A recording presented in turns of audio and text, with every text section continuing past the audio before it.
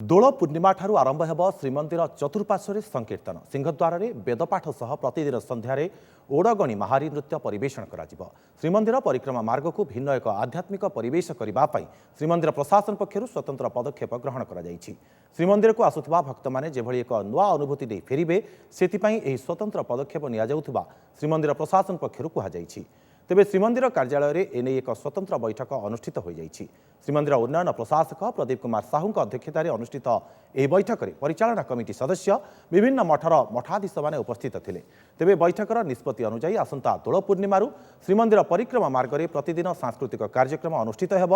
प्रतिदिन सकाळ 6टारू 7टा मध्य सिंहद्वार सम्मुख में वेदपाठ अनुष्ठित हेब। परे परिक्रमा मार्ग में नाम संकीर्तन अनुष्ठित हेब। प्रतिदिन संध्या समय श्रीमंदिर परिक्रमा मार्गर पश्चिम और उत्तर द्वार कोण स्वतंत्र गैलेरी ओडिसी छांद चंपू गोटीपुओ महारी नृत्य सहित महाप्रभु विभिन्न कथावस्तु को नहीं सांस्कृतिक कार्यक्रम अनुष्ठित हेब।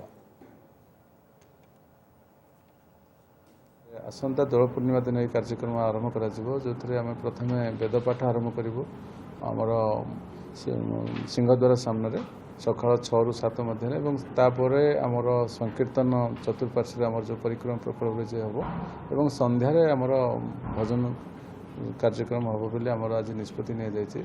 परवर्ती समय आमर किभली प्रत्येक दिन अन्य जो सांस्कृतिक कार्यक्रम करा आमर मुख्य प्रशासन अध्यक्षतार एक आलोचना करा बैठक है आम परवर्ती समय सठिक भाव में आलोचना करी आम कार्यक्रम आरंभ ओडिसी महारी पाला एवं विभिन्न जिते सांस्कृतिक कार्यक्रम सब रही पारंपरिक ताकू आम संध्या समय विभिन्न पर्व मानक आमर जो पानी टांकी पाखे जो गैलेरी रही सेठी से परिक्रमा प्रकल्प भितर कर स्थिर हो तेणु तार गोटे प्रारंभिक रूप आम नियाजिब दोल पूर्णमी दिन।